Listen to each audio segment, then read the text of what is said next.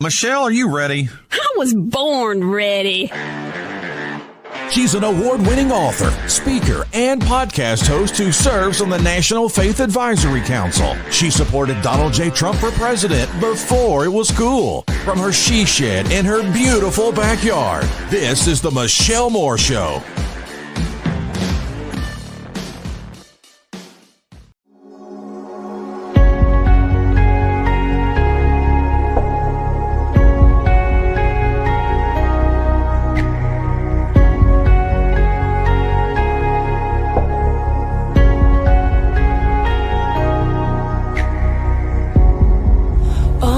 Trophies have turned to rust. People have let me down. Who can I trust? I found earth's riches, but I lost my own worth. When I hit rock bottom, to whom else could I turn? It's all for nothing if it's not all for you, all for you.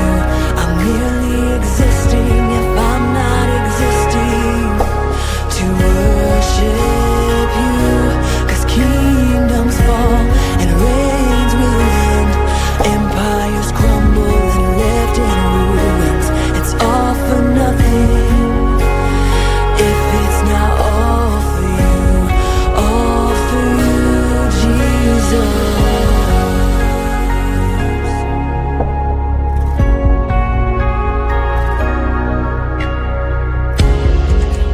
In you I found the greater love. You are my firm foundation, in whom I place my trust. I found heaven's riches when you told me my word. You alone give words of life. To whom else could I turn? It's all for nothing if it's not all for you, all for you. I'm merely existing if I'm not existing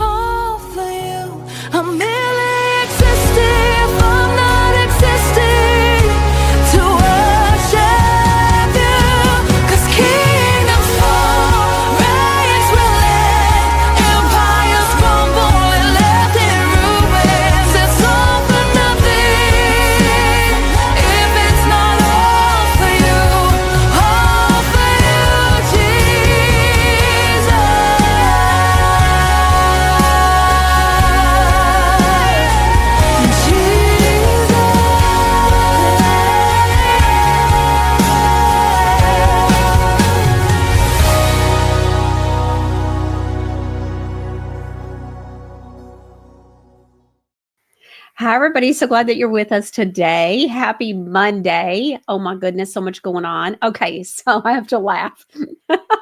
So Mark Taylor's not with us today. And I had texted him this morning because I know that he has an appointment. And I said, "What time is the appointment?" And he responded, "In military time." I was like, okay, I know what that means. It was just so funny. I can tell you also that just through the texting that he and I have done over, the last 3 or 4 days, I can report he's still sassy. So he was cracking me up with some of the stuff over the weekend, but he'll be back Monday. He's not here this Monday, but we have a lot to go over. One of the things that I want you to know is that I got the information from Melissa Leggett. So Melissa Leggett already has a prayer call that she's been doing. I think it's called like Rocking the West Coast Prayer Call. And so okay, I got the deets for you. You ready? So there's a phone number that you call. It is Mondays, Wednesdays, Fridays, 8 a.m. Pacific time. And on the screen here is the phone number for the prayer call. So it's 339 207 7917.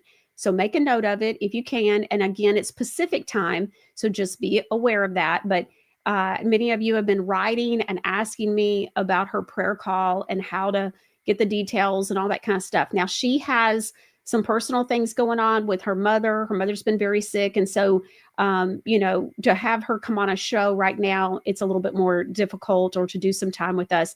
So I talked with Melissa, and what we just agreed was that I would give out the prayer call information. I didn't realize that the prayer call was open to the public. And so that'll work out perfect. So you guys are more than welcome. She's aware that I'm sharing this on today's show. And so you're more than welcome to join her on Wednesday or Friday of this week, or whenever you can. So just wanted to give you a heads up on that. Okay, so much to go over. The next thing is documentaries. I want to give you a heads up that tomorrow, I told you about the distribution center and that I've gotten involved and we're making some major changes when it comes to Godly Granny. Well, it's a lot of work.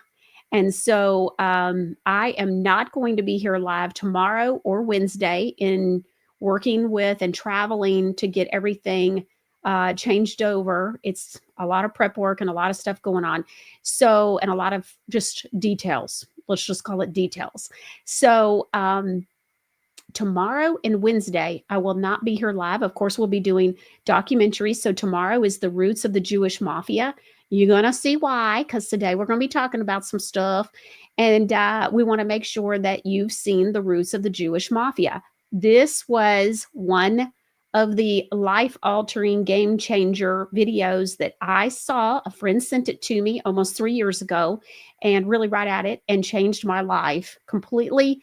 Opened my eyes to things that really truly made no sense, that I didn't really think about until I heard it in this video.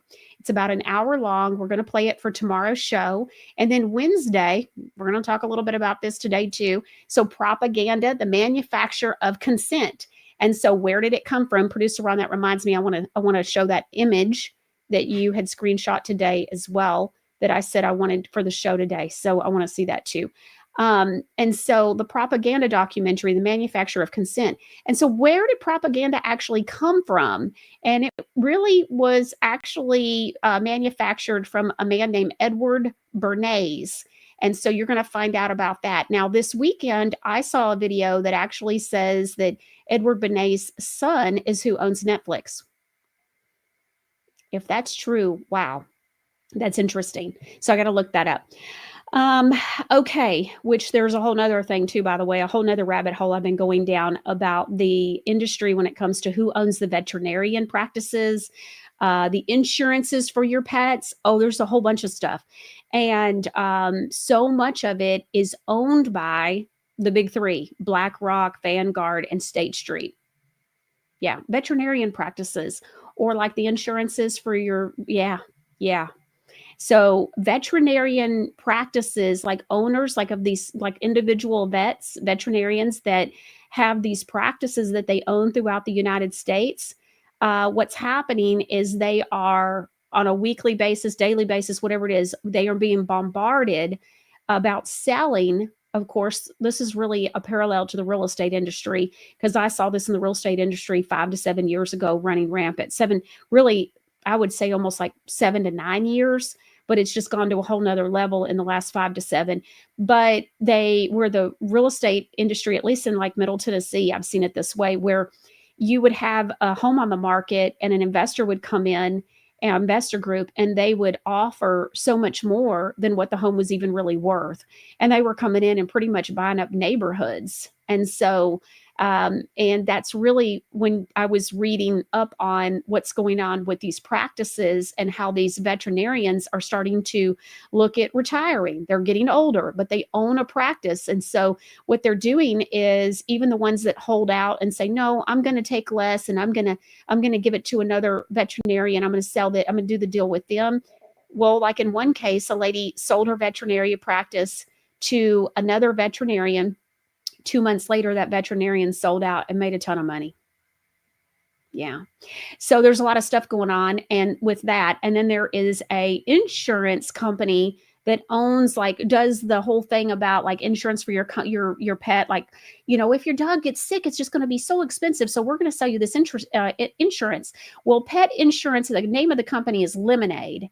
And so I got to digging to see, well, who owns Lemonade? Sure enough, State Street, Vanguard, and BlackRock. Just saying. So anyway, so it's a whole thing. And of course, they're in on all the stuff with, what all we're supposed to be doing to our pets and giving them and all that kind of stuff.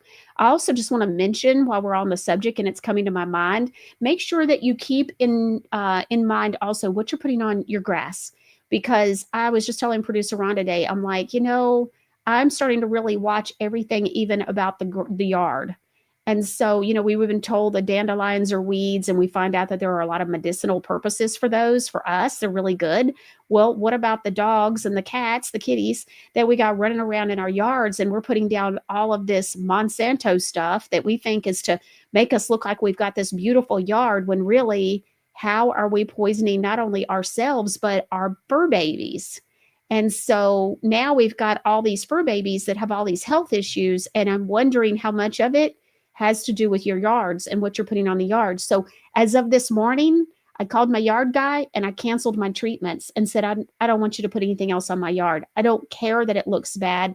At this point, what I care about is Flashmore being safe and healthy. And so I don't want anything. And of course, I'm out back grounding.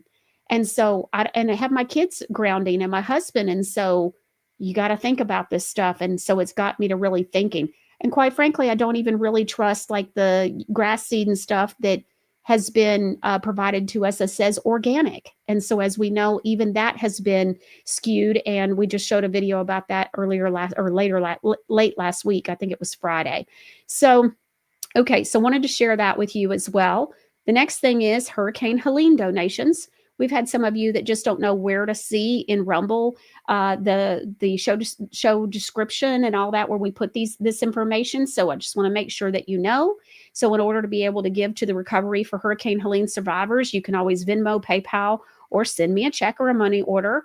I will tell you that I am planning on this being our last trip. And so I think it will be toward the end of October, beginning of November. A lot of moving parts and pieces there. And so you got a couple of weeks. So if you want to donate, those of you that have been sending your donations, thank you so much. It's just been amazing. If you sent a check and it hasn't cleared the bank yet, my assistant just got done doing all of that, processing the donations, and I'll go tomorrow to the bank to deposit those checks. So just a heads up. But thank you so much. Thank you for just it's been a year. This has been a year.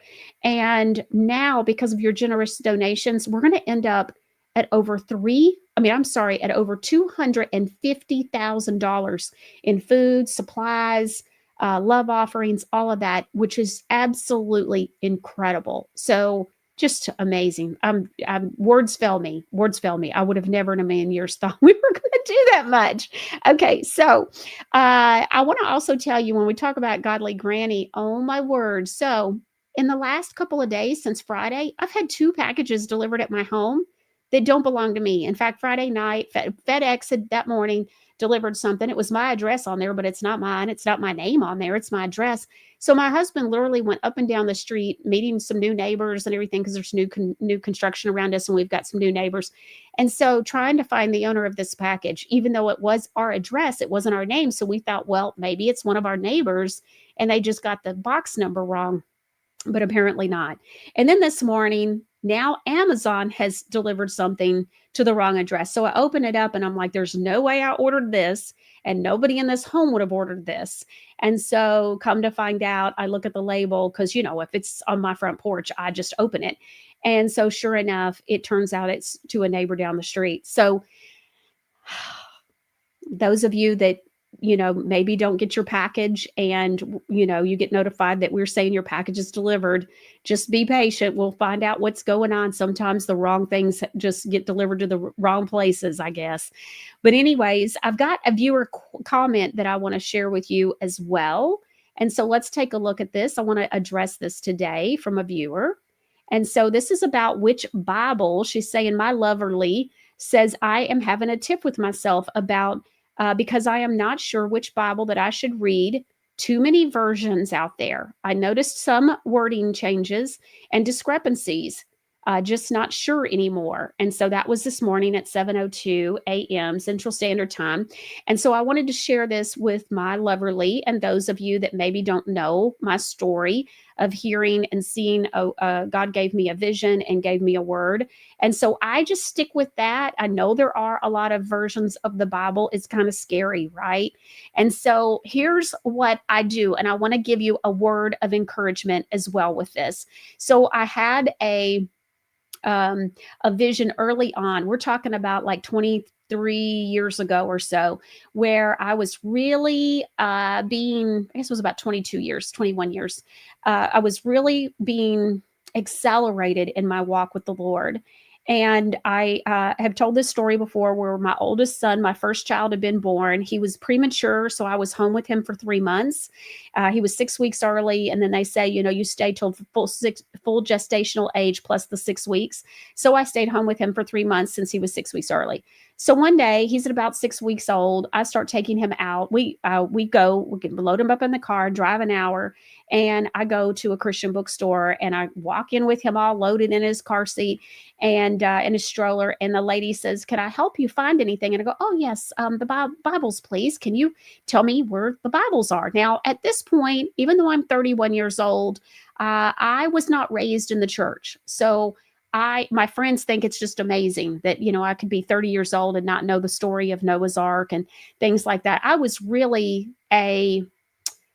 completely untouched, like with all of the other stuff. Like I have friends that say, "Wow, that's incredible," because we had to unlearn a lot of things, and they laugh. And so for me, I was just a clean slate, and I really just didn't know or come with a lot of the religiosity and false teachings or whatever. Okay. Just whatever. And so I was a clean slate, and all I knew was what I knew. And so I go in and I'm thinking the biggest decision I'm going to have to make is what color leather cover I want. I wouldn't want maroon. So it's either going to be, black or, it could be navy. And so I'd seen a couple of people's Bibles and I'd seen some different colors, but maybe they got a color I hadn't seen yet. So we'll go and we'll see what I end up deciding. And so she goes, "Oh yes, I can take you to that section." I think, she said section. Okay, well, she must mean just like, that shelf. And so she takes me over and she goes, "Yeah, all this." And as I'm coming around the corner, I see all the different versions of the Bibles and all the colors and all that as well. And I'm like, yeah, this is not what I was expecting. And I ended up loading my son back into the car, into his car seat, and driving an hour back home without a Bible. I was not prepared or equipped to know what in the world to buy. So I end up sharing this story with a friend of mine, and she's like, "Oh, that was really," she was a dream interpreter. I've talked about her before. She had a ministry at the time where she would interpret your dreams. And she really was a great mentor for me. She was one of those that had been raised in the church, had to unlearn some things, and just couldn't believe, just couldn't imagine somebody like me in the world walking around who just didn't know so much of what so many learn as a little boy or a little girl. And so I had not learned those things. And so she says, "Okay." And I think that's weird.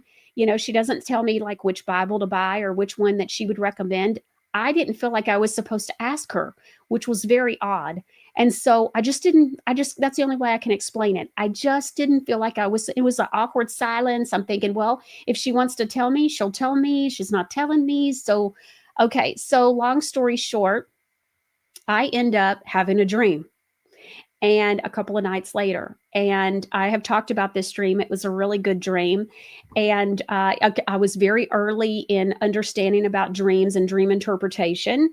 I knew that I had had one dream so far, and it was a dream about me being on a stage.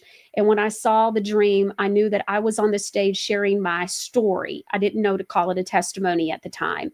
And I had told her about that dream one morning, a couple of days later, and she says, "Oh, well, this is easy." And I'm like, okay, well, what is it? Because I'm really hoping it's not what it seems like it is. And she's like, oh, you're going to be on the, stage one day sharing your testimony. I'm about ready to have a breakdown, at this point. And I'm like, what? And that's what I was afraid it was. And so anyways, so yeah, that's what it was. And of course that has come to pass. And so to where I was even speaking at Christian women's conferences and all different kinds of places. So but it's just funny because you look back and God had really done a work. This was before I forgave my parents for abandoning me as a child, all of that. So it was really early on. So yeah, that was not like, it was like, what? How is that going to come? I don't know. I don't want to do that. What are you talking about? And so anyways, well, the second dream was this one. And here I am needing to buy a Bible, right? And so in the dream, I'm in this big like Scooby-Doo type van, but yet it's been primered. It's like a gray primer. I'm driving. And I remember there was a lot of give in the wheel where it was really the steering wheel had a lot of give to it. And so you could kind of do like this. And it wasn't like the whole dream I'm doing like this. And it's not really moving the van. There's a lot of, play in the steering wheel. And I remember that if I was on the interstate at first and I was driving like I was in a hurry, my heart was pounding and, I'm in a hurry, but yet I seemed to know where I was going. And when I would push on the gas pedal, the engine was so powerful and it would like and get even louder. And you would just, very powerful engine for the van. So at one point it cuts to from the interstate to being on this highway. And I remember thinking, this seems like maybe I'm out west somewhere, like in Vegas or somewhere or in Nevada, where it's just flat land. And it's starting to get a little bit dark out and I'm driving on this 2-lane highway. And all of a sudden I come across a neighborhood. Now there's been nothing forever. And now it's gotten dark. And as I turn into the neighborhood to the left, there's a big, beautiful out of nowhere, big, beautiful entryway, like brick entry. And I pull in and I remember the homes made me think about the movie Home Alone, where all the homes had the lamp posts. And of course, the real estate agent and me noticed that all the homes are brick and the road was that I had turned onto the neighborhood wasn't that long of a street, but then it ended in a cul-de-sac. And so all the homes were, big yards and nice and everything. And they all had the same wattage light bulb. So all the floodlights and lighting on the home, they were all the warm lighting and well lit, everything. It looked like it had just rained because the streets were shiny black. And as I got toward the cul-de-sac, right before the cul-de-sac starts to kind of break and become a big round cul-de-sac, I like rush into the driveway on the left. And I pull and I'm in such a hurry because remember, my heart's racing the whole time, but yet I knew I was coming there. And so I throw open the van door, like I put it in park, the engine's still running. I throw open the door and I start to run up to the front porch and there's one step and then I'm on the front porch. And so as I'm coming to the step to get up onto the front porch, the door opens and Jesus's hand comes out and gives me a Bible. And it is the King James Version to the Bible. It's King James Version to the Bible. So I go back to my friend who's my mentor and who, spiritual mentor, really wise woman. And I go, well, I had this dream and I'm really needing some help here because, and I'm thinking maybe dream interpretation is just, it's going to be really harder than than this, because she interprets dreams. And so how could this be what it really seems like it is? I mean, the last time it was, the whole speaking on a stage, sharing your testimony. So, I mean, could it be that God was showing me which Bible to buy? And so I tell her the story, the whole thing. And she goes, oh, well, this is easy. Now you know which Bible to buy. That's all she said. And so I'm like, okay, there's my answer. So like everything else, my advice is just based off of, in that situation, when I say with everything else, meaning when God gives me a vision, until he shows me something differently, then I'm going to encourage you to do what God showed me to do, unless it's for some reason not applicable to you. And so I always say the King James Version of the Bible. Now, remember what I said. I want to give you a word of encouragement. And if you don't have the King James Version of the Bible, or you're like, and you can't afford a new one, and you're like, well, what do I do? I've been reading this other version. No worries. And this goes back to another vision that God gave me during the whole Slowing the Spread. And that is, don't put God in a box. Don't put his Holy Spirit in a box. It's his living word. And God will, I believe the Holy Spirit will give you what you need to know. And so every time that I sit down to read the word of God, I always just pray first. And I ask God, please, God, show me what you have for me today. Like what you want me to know or learn, like show it to me. Help me to see it. Help me to understand it. Reveal it to me. And so God, I believe we have to ask, and that, he will come. And he does. There are times where it's just a right on word, and it might be something that I've seen or heard so many times before. And then all of a sudden it's like this, earth shattering, message. And so I remember that happening one time with the phrase God is love. So I just wanted to share that with you and just say, no matter what you've been reading, don't get too hung up in some of this kind of stuff. Just remember that God is bigger than all the other crazy evil stuff that people do and go on in this world with. Just God is bigger, and just pray and ask God to show you. And I think he will. I believe he will. Just keep praying.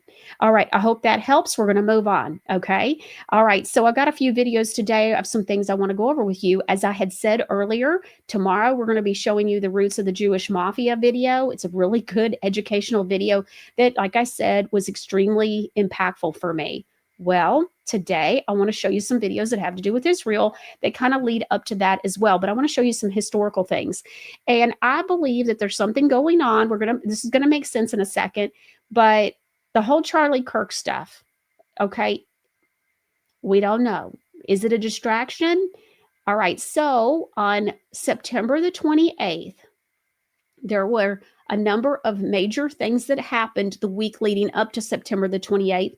And so this guy did a video about the things that had happened that week while we were all worried about, Erica Kirk being on a stage and there being a big service. And now it's come out that venue was actually RSVP'd or booked months in advance. How could that be? So there's a lot of stuff going on with all of this, but let's take a look at some of the things that had happened in the week leading up to 9/28/25. Just to remind everybody on how fast everything is moving, here are some things that have happened just in the last 7 days, starting with this one. Albania became the first country to appoint an AI system named Diala as a government minister. This thing also just gave its first speech to Parliament, and in that speech, it told everybody that its feelings were hurt. Another one is that Vietnam deletes millions of accounts under the new biometric rules, and there was 86 million bank accounts that were shut down because they did not fall in line with the biometric rules. We also have over in the UK, the digital ID is released over there, and so you cannot work unless you have a digital ID, and they are saying or claiming that this is to combat immigration. Not sure how that works, but if it works, are they going to boost it a little bit more? If it doesn't work, are they going to take it away? No, this is here to stay, and it's only going to spread. But they are also theorizing that this digital ID that they just released over there could lead to a China-style social credit system. So I guess time will tell on that one. And this one is new today on September 28th. It says Swiss voters narrowly approve plan for electronic ID cards. And so the Swiss people They actually voted for this. It says on Sunday, September 28, 2025, Swiss voters approved a plan for voluntary electronic identity cards with 50% voting in favor and 49% against. This is what they voted for, and the majority of them voted in favor of a voluntary electronic identity card. And just to kind of recap what we just covered there, you have the AI being directly involved in a parliament over in Albania. You have the UK digital ID that is being released. You have over in Switzerland people voting for that voluntary digital ID, and they're okay with it. And so this right here is where we are at. We are in a world that now has the capability to monitor everything, shut down things if they want to, the bank accounts. It's all going to be under the guise of safety or convenience. And so it's interesting when you think about how they want everything to be more secure, right? This is one of the things that they're going to say. It's more secure. It's not going to be hackable. All of those kind of buzzwords that get people all, starry-eyed, and they're just going to fall in line. And so people want things that are going to make their lives more convenient. They don't want to carry around keys. They don't want to carry around a wallet. And so, hey, just to kind of bypass all of that kind of stuff, just go ahead and get a digital ID, and you can see where this is trending towards. And so it's important to know where this is trending towards, and where this is trending towards is a one world government. Now, I don't know what is going to usher in the one world government. I have my own theories, but that's all speculation. But my point is that there is a one world government coming, and I just need you to recognize that there was no possible way for there to be somebody who controls whether you buy or sell in a previous generation before the one that we're in right now. Now it is possible. And so this is one of the things that allows us to kind of see where we are at on the prophetic timeline right now. And so this kind of stuff right here, everything that we just talked about in this video, this is some stuff we need to pay attention to. This is important. It might not seem like there's, like sometimes people might feel like things are calming down. No, there are things popping off all over the place. And so this is just some of the couple things that happened just within the last week. Okay, this reminds me also of something that I've been saying for quite a while now, and that is that when you kind of look at things, it's like, okay, we've got all these things that could be considered distractions, which I do believe are distractions, or they end up always turning out to be a distraction. So that's why a lot of times I don't talk a lot or dedicate a lot of the show time for that kind of stuff.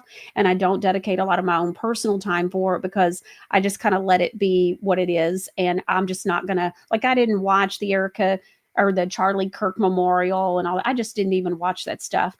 But okay, so what was something that I said recently? And that is that it's almost like no matter what's going on over here, the UN New World Order, which includes the digital ID, all that stuff is continuing to progress. And so it's like, I can see it coming a mile away. All of that is continuing to gain ground while we're over here almost like chasing tails. And so this stuff is happening. And so while the whole world is so distracted, and just like how they, Friday, what happened, the Diddy thing. And so it's just complete craziness. And we'll talk about that in just a second too, about the Diddy thing and how it relates to what we're getting ready to see.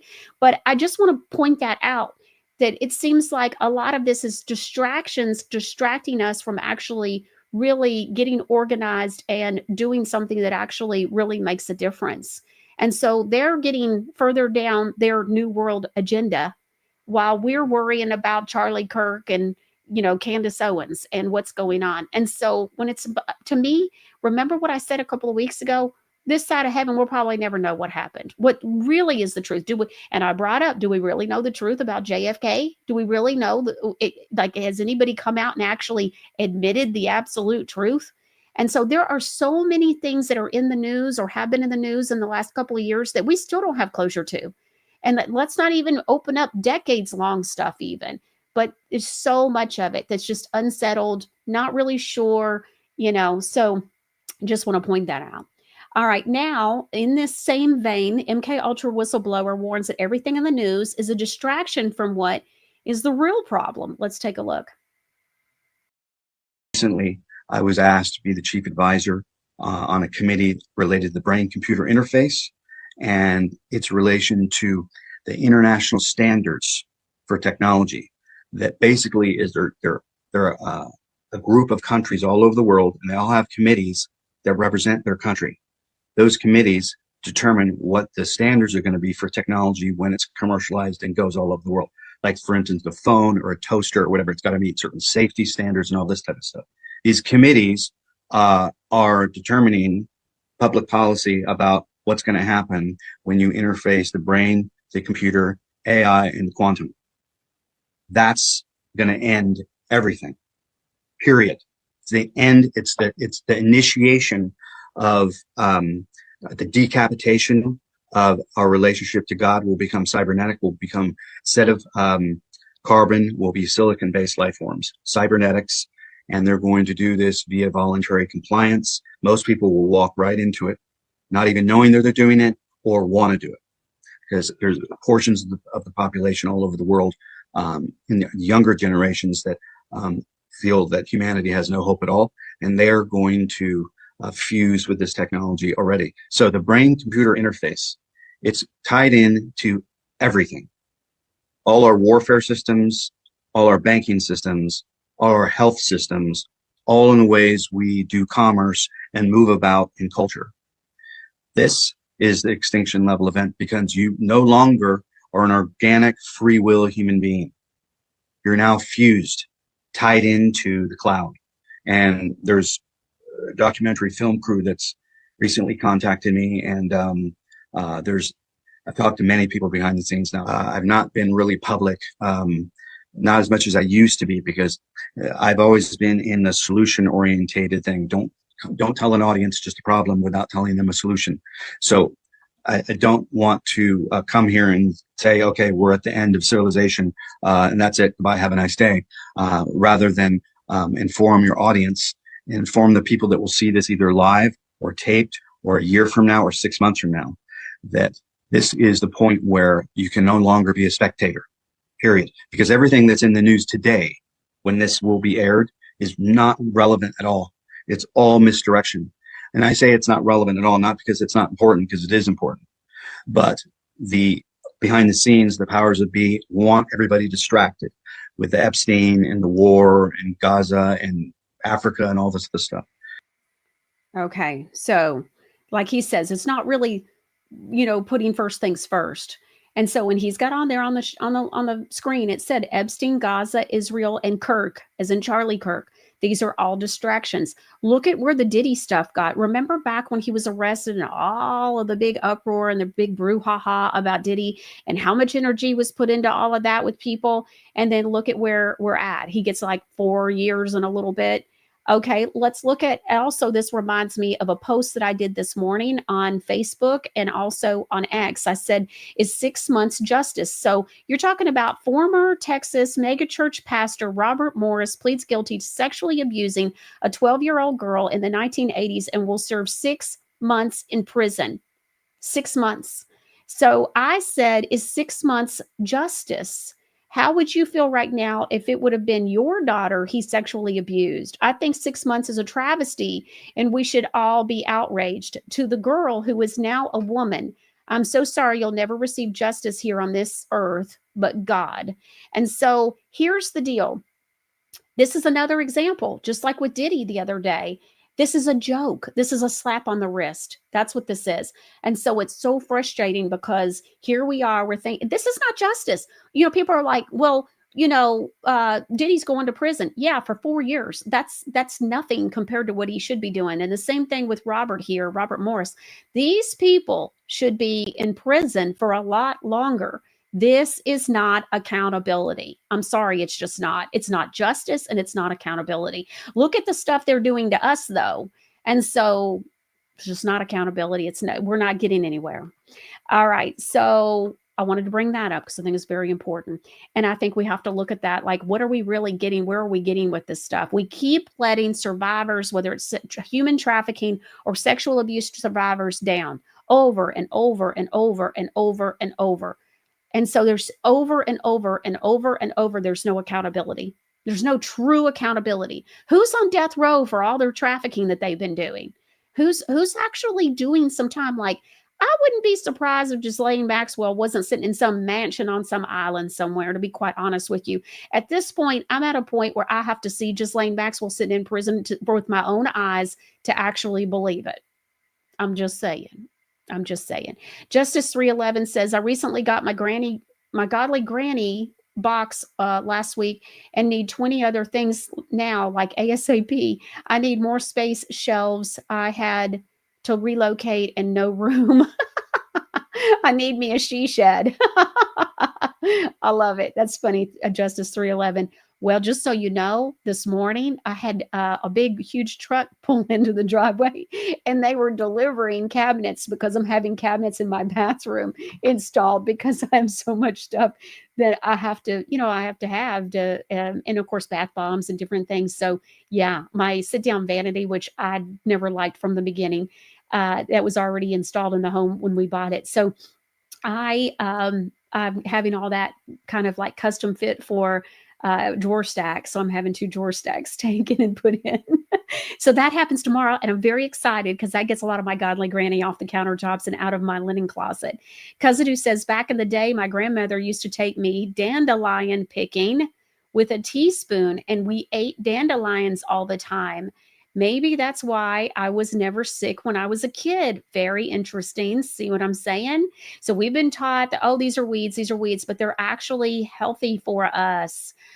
Pierre's mom 1 says, every time I come inside from taking Pierre out for a walk, I rinse his little feet in a little pan of soapy water. It's a little foil pan from the bakery. Yeah, just anything. That's true. I put Flashmore in the kitchen sink sometimes because we got a big kitchen sink. It's all one big sink. So let's see. Michelle, is Steve Jarvis not in business anymore? I don't know. He had a big meeting last week, so I haven't talked with him, but I will be talking with him and we'll see. Kazadu says, years ago, I had a similar situation when I went to buy a Bible, and it was an adventure for sure. I walked out of that store after about 4 hours later with the King James Version. I just telling you what I know. Now, there'll be people that will vehemently disagree, but you know what? I don't know that any of them are right as far as haven't been fooled with. And so, but I just know what the Holy Spirit showed me in a dream. So I just stick with that. Becca says, we're like the Roman Empire at its end, bread and circuses.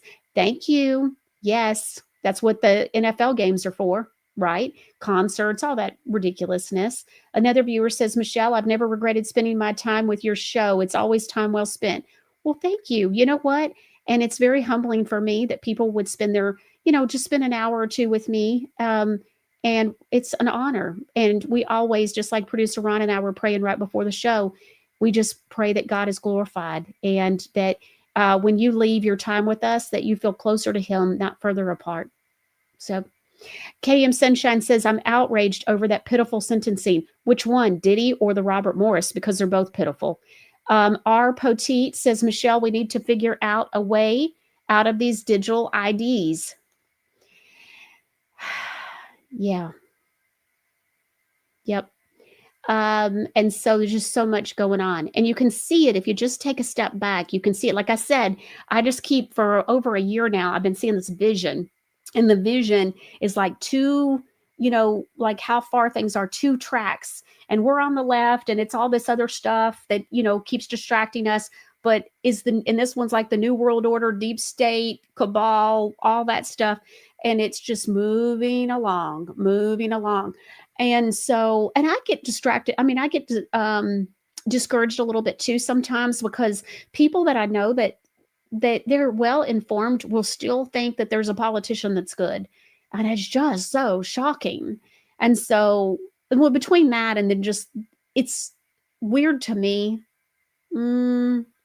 Disgusting, discouraging. There's a whole list of things that some people are like, well, it's a show or it's a military psyop, it's a military, whatever, op, or it's a psyop. And they say it like it's just no big deal.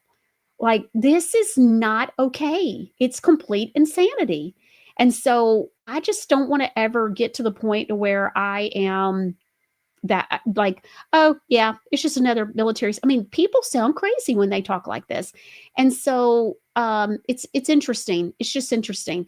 And I just don't want to do that. I don't want to be that. I don't want to live like that. All I know is that these things are moving forward, these evil things, these bad things. So how much of a military psyop is it? I mean, really? And so how much of a psyop is it? I mean, where's the good that's going on? I don't see any. Would you please point it out? And so as I'm not seeing good things happening that actually make a difference. And so I feel like they give us this false sense of winning, like the Diddy of 4 years, who should be, the prison should be built on top of him. And then you've got like Robert Morris. Oh, he got 6 months. That's insane. And so, see what I'm saying? It's like these little bitty tidbits of, oh, here's you a little cracker to make you feel like you are getting somewhere, and it's just not. Rhonda says on YouTube, Michelle, Mark's prophecies are telling us what God has for us. Yes. Yeah, Mark, I saw something where someone said a little while ago, I guess in the live chat, I noticed where someone made a comment that they only listen to Jay and Mark and Melissa when it comes to prophecies. Yeah, that's the same here. I don't listen to anybody else. Just gotta do some like critical thinking. Like there are some people, first of all, God does not talk, God is not a dial of prophecy every day. Okay, give me a break. And so that's the first thing. And then you really it's just hard to believe that some people haven't really dug a little deeper. Like these people are 501c3s. They're collecting a lot of money. And a lot of them have been around with, and I have a little thing that I do, and I guess it's been about 4 years now, 4 or 5 years. I've made a connection, and that is, and this is Britney Spears, it's Miley Cyrus, like you can go down the whole list. Okay. Even like the other day about Warren Buffett. I didn't know Warren Buffett's father had been a politician. I didn't know anything about Warren Buffett's family. So Justin Trudeau, who runs Canada, his father was a politician. So Miley Cyrus, well, Billy Ray Cyrus, he was in entertainment. So you've got all these people that it's like bloodlines. And so I get suspicious of people when they have family members who are also either a politician or an entertainer, movie actress, whatever it is, or actor. It doesn't matter. If they're famous, they got famous relatives, I'm suspicious that there's some other stuff going on there. MK Ultra, whatever it is. Julia Roberts has the brother, Eric Roberts. And then you've got the niece, Emma Roberts. And then, of course, Julia Roberts has twins, which there's a whole thing with the twins thing that seems weird. There's a lot of twins with these famous people. J-Lo's got twins. Brad Pitt and Angelina Jolie have twins. There's a lot of twins going around. A lot of adopting, which we now know is unusual as well. And what all are they doing with that? And so I'm just suspicious of almost all of it. And just stay away from it. Like, I'm just not going to give a lot of time and effort and energy, but you can tell trends. I think that's the thing. I see trends. And so it's like, oh, okay. So Miley Cyrus is pushing this agenda. She started out with Disney. She was all this and that. And you just can tell like, okay, yeah, she's controlled. Oh, and her godmother is Dolly Parton. And I know some people, their brains are going to just explode today because how dare I say anything about Dolly Parton? Well, I hate to break it to you, but Dolly Parton was all over Vanderbilt, pushing the shot during the slowing of the spread. And she rewrote her song Jolene and renamed it Vaccine, glorifying getting the shot. There's your clue. If you can't read the signs, I can't help you, but I'm just saying. So I'm not got anything to do with her. And so you really think somebody's going to be that big and it's going to be okay? I don't buy it. And there's too many check marks beside her name. And so too many signs. You've got to believe people when they tell you and or show you who they are. And they do. They do show us. We just have to be willing to see it and acknowledge it and move forward. Okay. So I'm going to move on because some people are probably on the floor right now because I said something bad about Dolly Parton. The next one is Bill Cooper, and he's talking about Israel. And so take a look at this.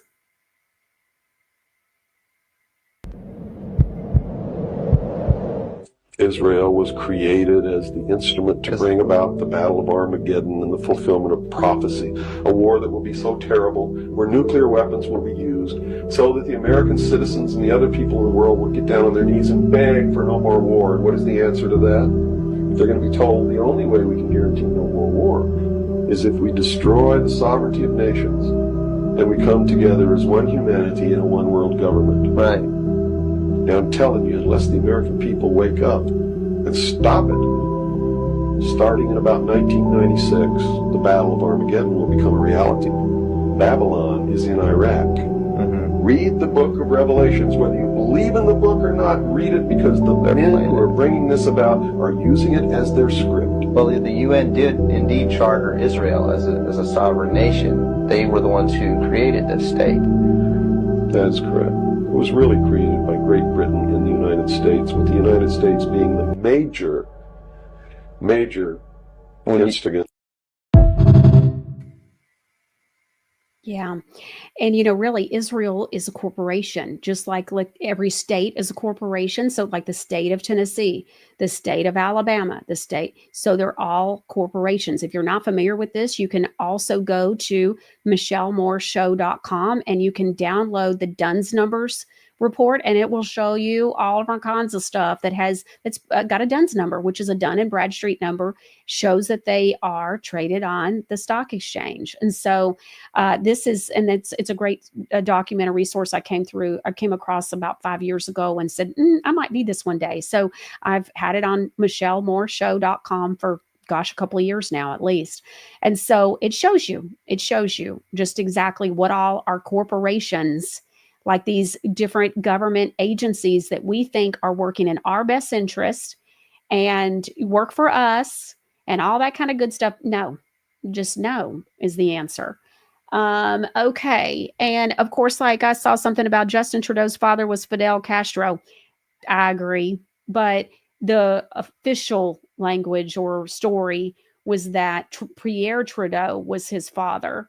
Pierre Trudeau, if you don't know this, Kathy O'Brien talks about him in her book. She was trafficked to Pierre Trudeau as a little girl in the summers. Her parents would deliver her for a week there at this place that was near the border between the U.S. border and Canada.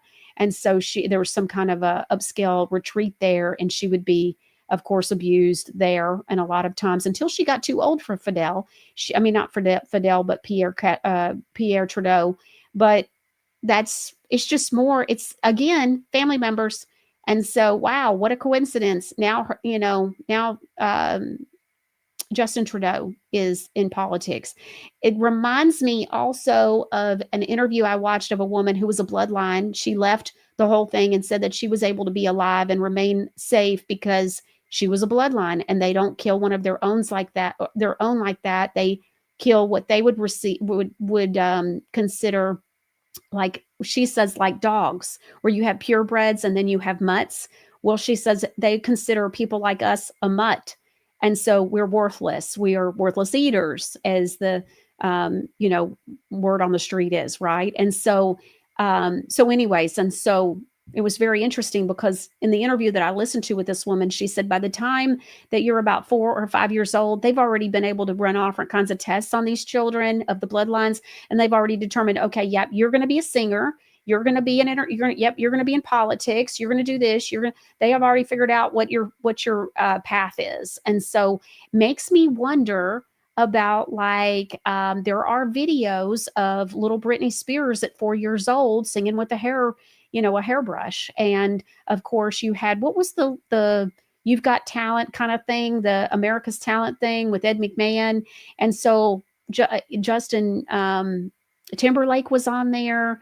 Christina Aguilera was on there. Britney Spears was on there. It was like Finding Talent or whatever that was called.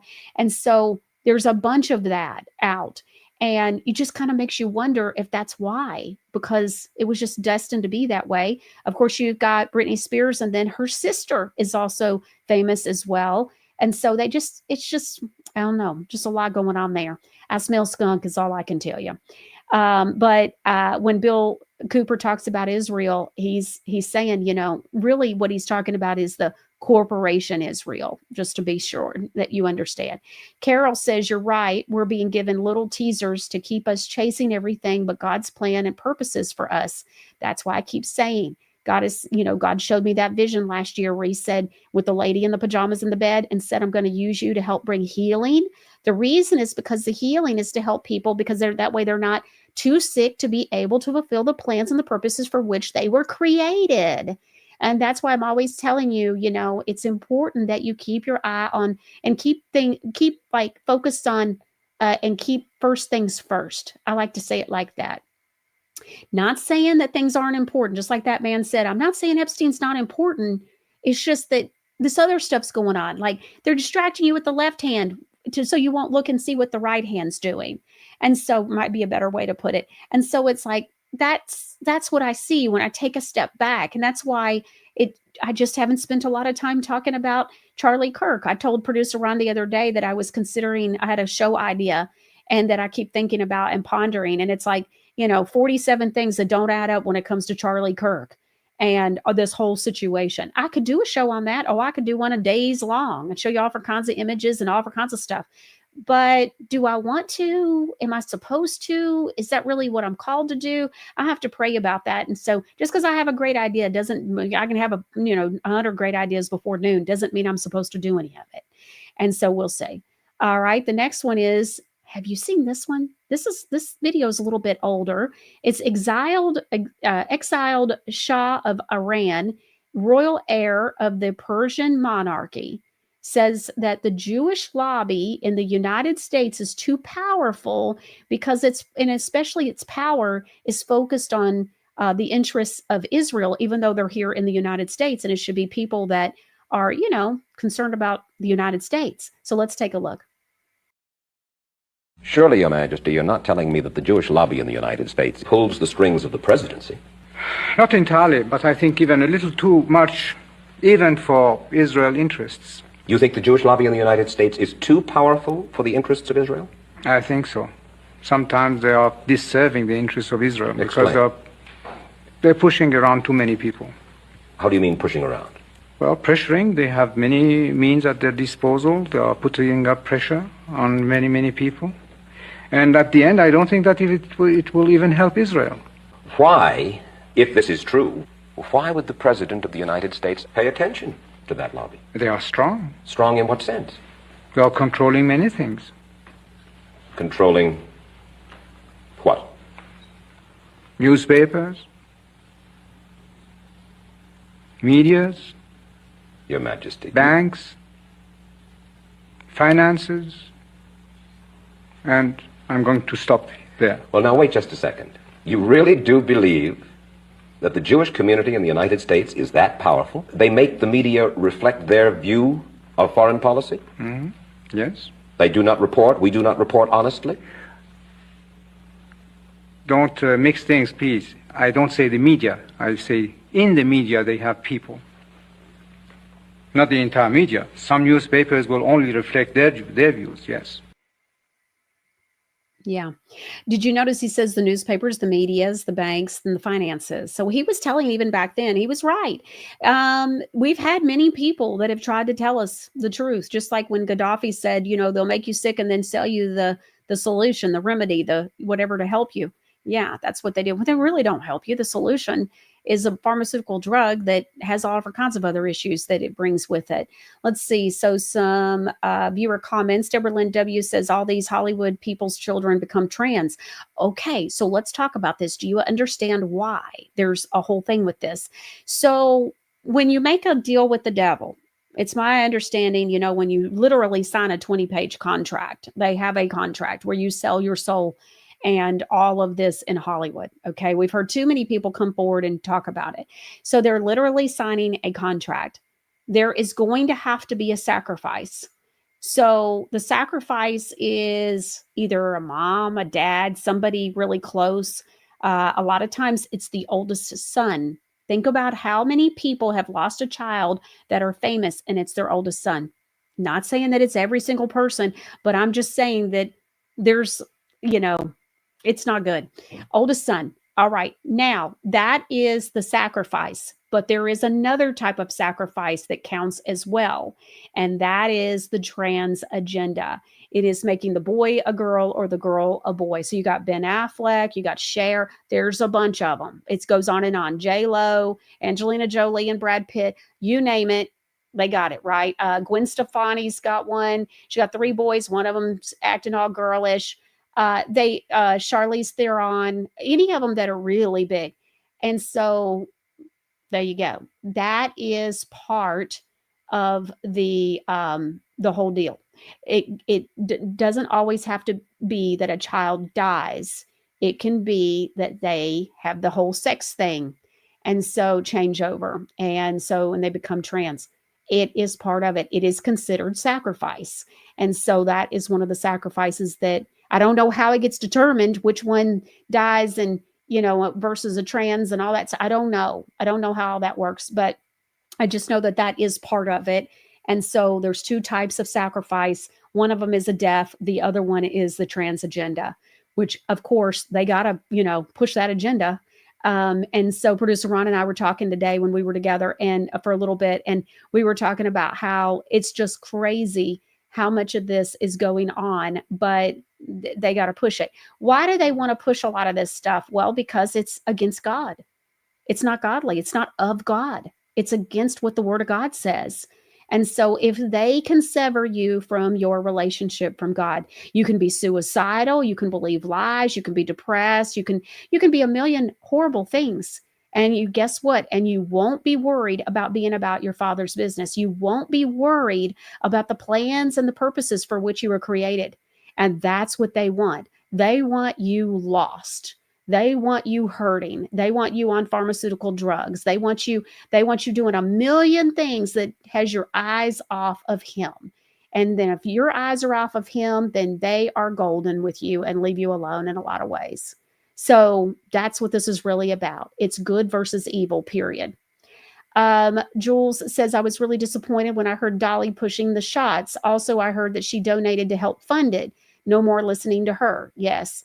The other 2 that did that was Baby Bush, so Bush 43, and then the other one was Mariah Carey.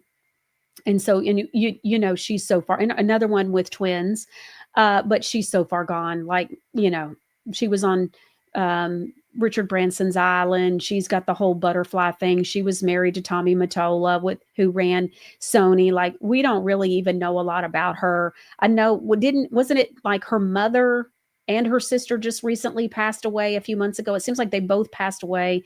I don't even know the details, but I know that she's got the whole butterfly thing going on, which is the monarch butterfly.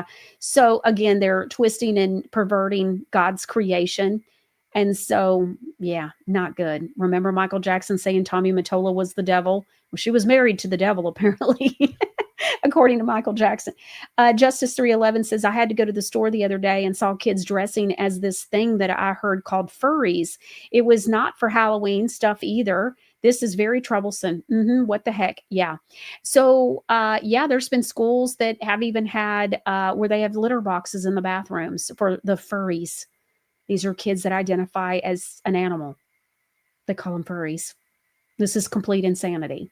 And grown teachers are taking part in this insanity. And what we ended up finding out from a lady who was on the show a few months ago was that if teachers don't go along with these agendas, then they end up being forced out of the school system. They end up just, terrible things happening with their careers. So God forbid if you're a believer and you're in the school system. KM Sunshine says, I remember Mark saying that we'll even do mock sacrifice to move up in the Freemasons. Yes.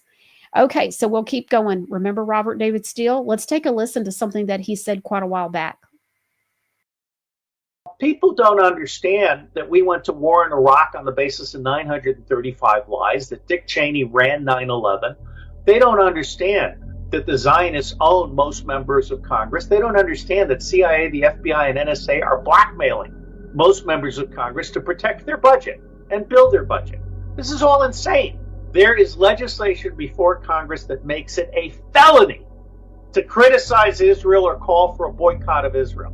Every member of Congress who is in the Zionist pocket, is a co-sponsor in the House or the Senate of this bill, which in the Senate is Senate 720. So the First Amendment, screw the First Amendment when it applies to Israel. This is called the Israeli exception. Okay? Let me say first and foremost, the United States is not the policeman of the world, nor is the United States supposed to be the protector of Israel, which was created by the Balfour Declaration, which was a crime against humanity. The problem is the number of Ashkenazi Jews that are controlling central banks, Wall Street, and the City of London. And I would add to that the control by religious elements, the dark side of the Vatican. All right. He was trying to tell us even back then. Okay. You know, we've talked about like the smart meters on the outside of your home. What about the smart thermostat? Now, I got to tell y'all, I keep it cold in the house, and everybody knows, like, I have friends that call me Miss Freeze, and I tell my kids when they were little, I was like, you know, it's going to be cold in the car. So if you don't like it cold in the car, then dress accordingly or bring a blanket. Well, because I'm not going to listen to complaining. So you know it's going to be cold. Well, it would not be a good day in my home if I could not have the thermostat the way I want it. And so, oh my word, what about a smart thermostat? Listen to what happened to this man. Listen to what they can now do if you have all these smart devices in your house, or at least in this case, a smart thermostat. And you can imagine the ramifications of where this might lead. Tony Tallarico tried to crank up the AC. I mean, it was 90 out, and it was right during the peak period. That's when he found out he had no control of his thermostat. A message from Excel on his thermostat saying temperature locked during an energy emergency. And our thermostat was locked in at 78 or 79. Turns out he's not alone. Excel confirms to Contact Denver 7, 22,000 customers were locked out of their smart thermostats for hours on Tuesday. He says he had no idea locked thermostats came with that. It's not what he signed up for. It just doesn't sit right with us to not be able to control our own thermostat in our house. No kidding. This is why I find it extremely suspect. You go to Home Depot, you go to Walmart, and there's all types of smart things you can implement in your house, all types of smart devices you can hook up. You have an app on your phone. It's all connected, Internet of Things. This is going down a shocking rabbit hole, or rather a path that may be hard to reverse if we don't stop it now. Now, if you think about the Internet of Things, I mean, it's a surveillance state's dream to have every single electronic device, or as many as possible, connected to the same grid. This is the smart grid that people are warning about that could result in total surveillance, an erosion of freedom, every device listening to you. You got fridges now that are reading barcodes, can tell what time you open your fridge and what food you pull out of it. You got smart dishwashers. There's a smart toilet. I'm not joking. Look that up. Smart lights. You got a whole app on your phone. You can turn up and down the lights. Woo! Meanwhile, they're all wirelessly connected, which has an effect on potential electromagnetics. Now, we're going to do a deep dive on this entire thing on my Rumble channel. If you want to tune in, comment the word Rumble. Okay, so wow. Yeah, anything with the smart stuff, just no. Did you see the video? Gosh, I guess it was about a year and a half ago, where the little girl was playing in a bonus room in her home, and somebody, actually a guy, hacked into it and started talking to the little girl. She started screaming, runs to get her mother. Her mother realizes what's going on, runs out of the house terrified. I mean, this is the kind of stuff that's going on. I'm sure they're doing stuff with the TVs as well. But yeah. We think it's harmless. We think it's no big deal. I don't know about you, but I'm wanting the house phone back. I'm wanting to go backwards. I'm wanting to take things back quite a few decades. So I've been rethinking some of this. And so, yeah, I never had a Siri, or not a Siri, but what were they called? An Alexa. I didn't have all that stuff. I knew that there was something up with that, but still, it's, I think, way worse than we could imagine. All right. Cousin who says that she got out of the smart meter for her house by paying $10 a month. Yeah. I have been thinking about doing that. I realized I had a smart meter like a month ago, and I didn't realize I had a smart meter. So when I got to thinking about it one day, and I thought, surely I don't have a smart meter. And then I got to thinking about, about the situation, and sure enough, it looks like a smart meter to me. Doberman Mommy says, I tried to get out of the smart meter, but was told by our local co-op that it wasn't an option. Yeah, that's what I'm afraid of, Doberman Mommy, also, but I'm going to check on it. Okay. Are there laws being put into place to keep human trafficking survivors from getting the truth about Jesus Christ? Let's take a listen. Hey everybody, Jakub Boyens here. Please pay attention. This is a critical message. On October 7th, there's a case in the Supreme Court. This is a case on religious liberty and freedom of speech. It's a case that touches on our work directly.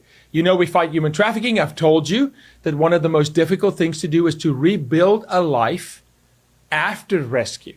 Well, how do we do that? We do that with therapy and counseling. For us here, the gospel of Jesus Christ is paramount. 31 years of experience have told me that there will be no success if you don't bring truth into trauma. And that truth is called the truth, the way, and the life, which is Jesus Christ. Well, what would happen if powers that be told a counselor in a particular state, in this case, Colorado, that she cannot speak about the gospel of Jesus Christ in her therapy office? That is exactly what this case is about. It's called Childs versus Salazar. The state of Colorado are silencing Kaylee Childs, a Christian therapist, and they're telling her what she can and cannot say in her counseling office. So if a child walks into her office saying, I want to know about the gospel of Jesus Christ, I want to know how to live my life according to God's design for sexuality and trauma care, she's not allowed to do it by the order of the state of Colorado. That is a direct attack on her First Amendment right and her religious freedom. If they're attacking Kaylee Childs today, they're going to attack you tomorrow. So we wrote here at Jakub Boyens Ministries, we wrote an amicus brief to the 9 Supreme Court justices to inform them why it is critical to allow a therapist or a counselor to freely speak about their faith in Jesus Christ and present the Bible as a solution to rebuild a life. We're asking you to pray over this case on October 7th. We ask you to stand in a gap. We ask you to be for Childs.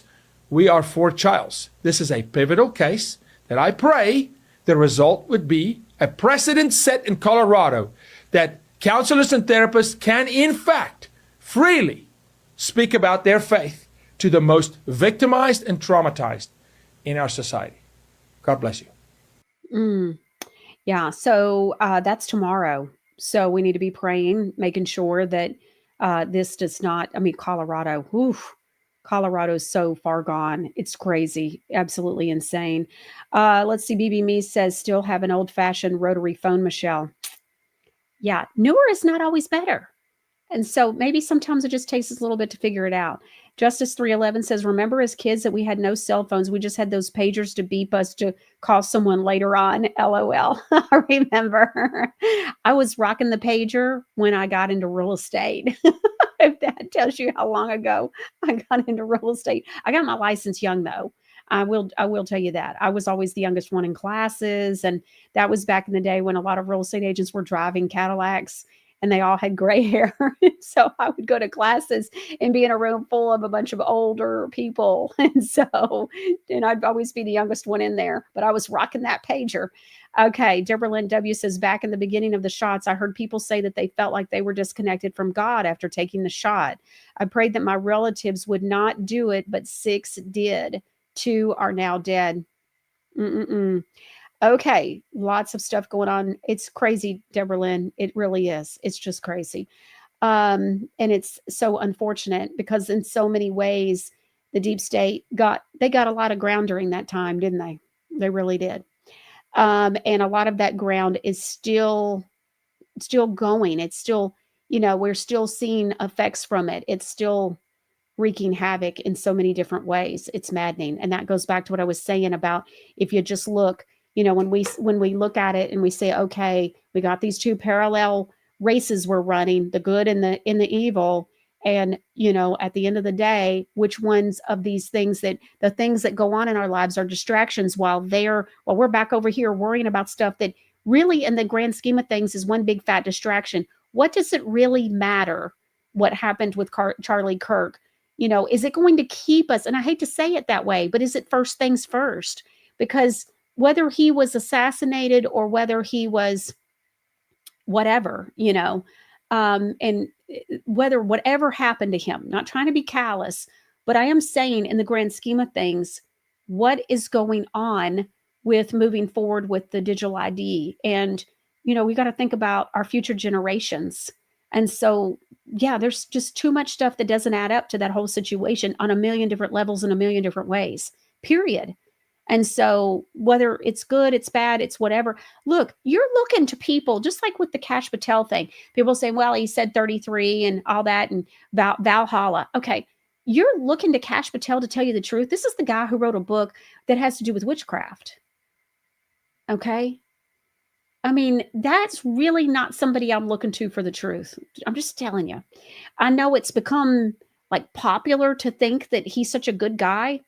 I'm just telling you. I just don't see it. And so I'm just saying, I don't know. That's just where I'm at with it.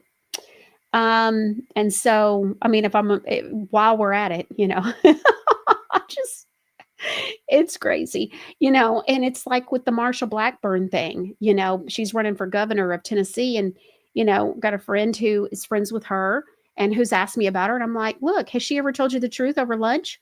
And, you know, about this or about that? Have you ever asked her? Yeah, I asked her. What'd she do? She changed the subject. Okay, there's your sign. Stop giving her money. Like, I want to say an honest politician, what do they call it? It's an oxymoron. There's no such thing. I think you'd do better to find a unicorn. I'm just saying. Okay, we'll move on. All right. All right, the next one, herbs. I want to talk about some health stuff. You know that I'm really passionate about this. I know that our information and our shows are helping you big time.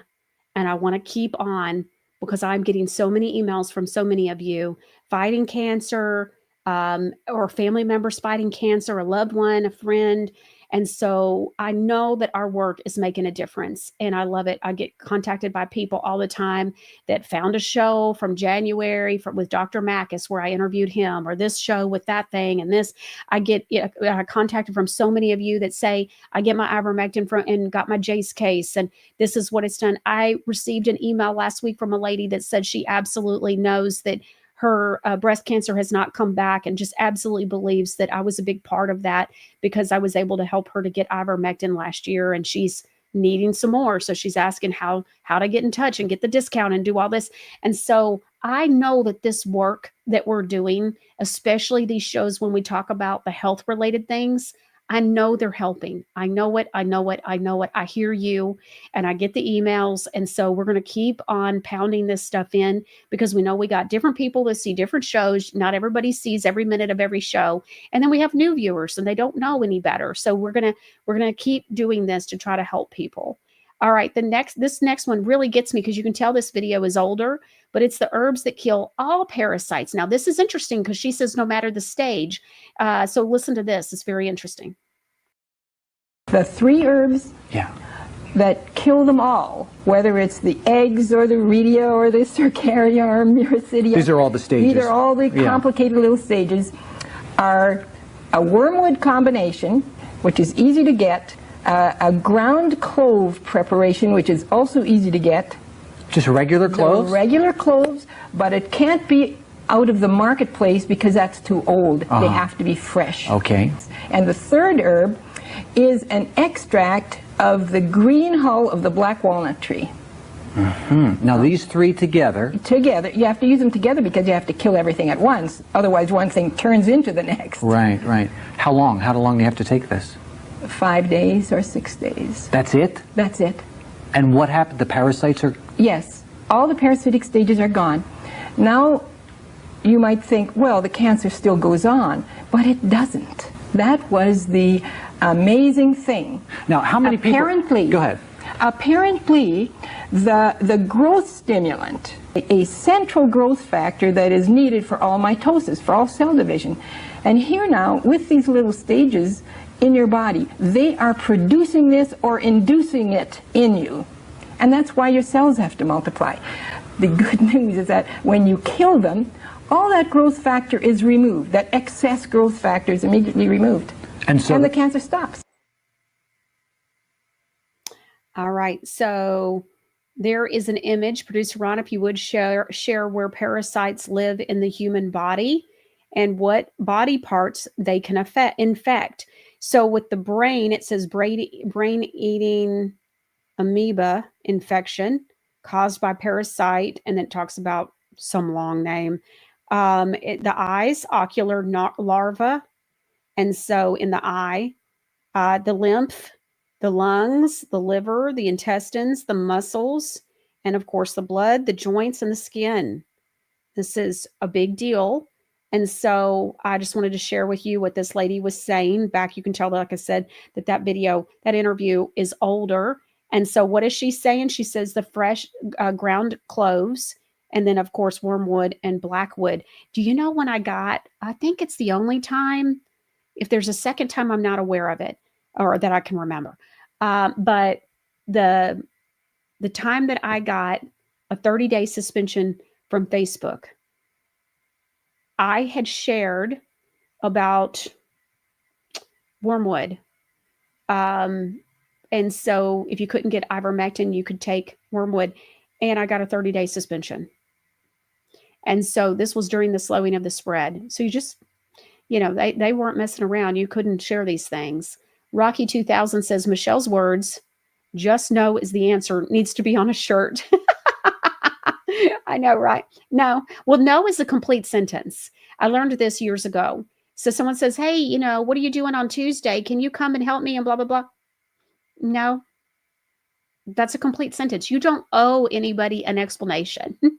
Like you don't owe anybody, like your time, you can do what you want to do. But no is a complete sentence, just so you know.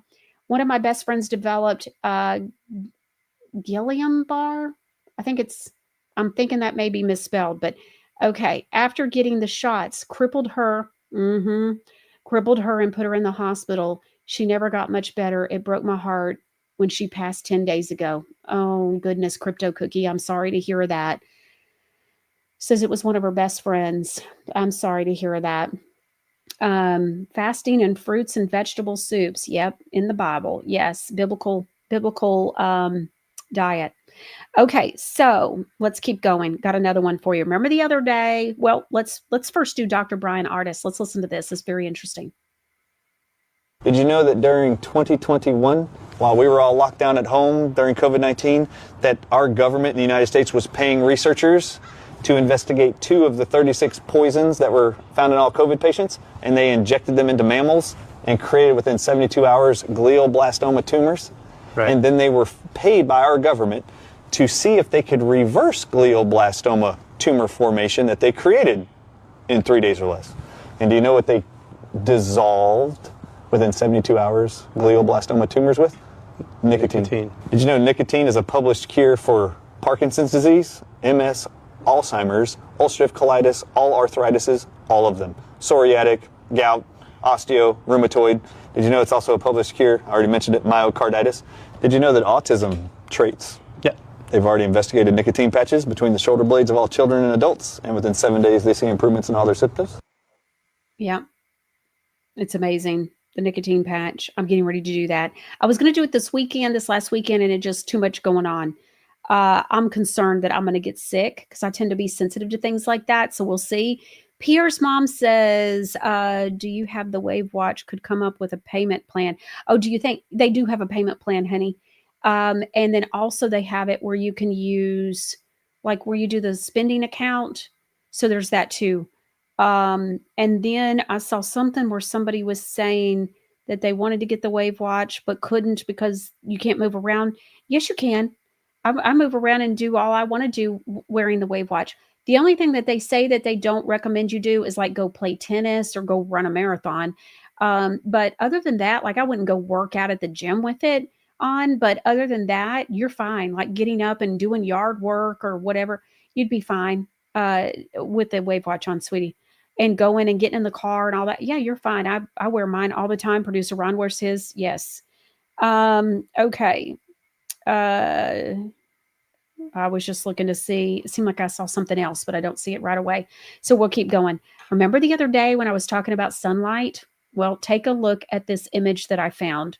And so, we've been so brainwashed to think the sunlight is bad.